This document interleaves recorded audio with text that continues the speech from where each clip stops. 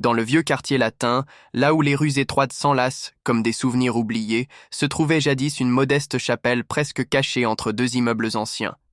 Elle s'appelait la chapelle Sainte-Ursule. Discrète, sans clocher majestueux ni vitraux éclatants, elle semblait pourtant porter sur elle le poids du passé. Construite au XVe siècle sur les ruines d'un ancien édifice romain, elle avait, selon les archives les plus anciennes, été bâtie à la hâte, comme si ceux qui l'élevaient voulaient n'en découvrir quelque chose plutôt que célébrer le divin.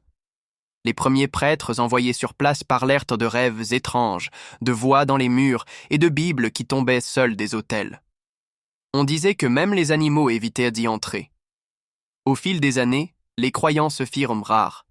La lumière y semblait différente, plus pâle, plus froide, même en plein été.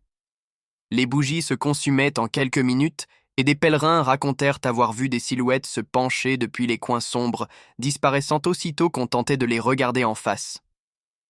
Mais l'événement qui bouleversa tout survint en 1893.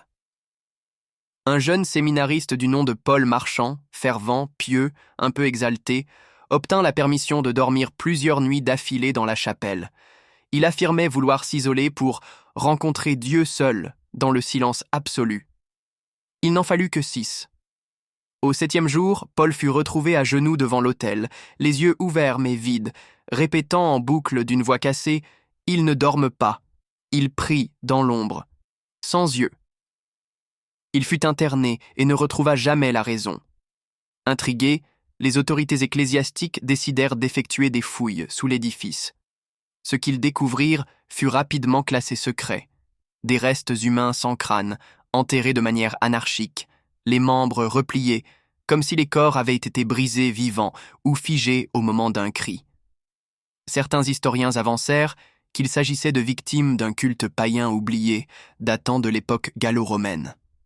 Mais le rapport officiel parla simplement de vestiges d'un ancien cimetière désorganisé.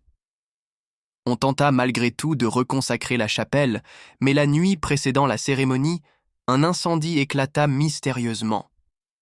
Les flammes dévorèrent l'intérieur en quelques minutes, sans se propager aux bâtiments voisins. Les murs, pourtant fragiles, restèrent debout. La chapelle fut ensuite rasée. À sa place, une petite place fut aménagée.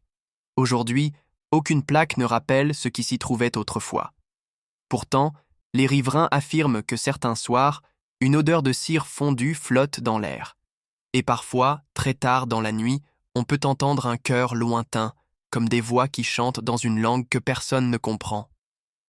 Paris ne dort jamais vraiment, et sous ses pierres, certains secrets prient encore. Abonnez-vous pour d'autres récits oubliés.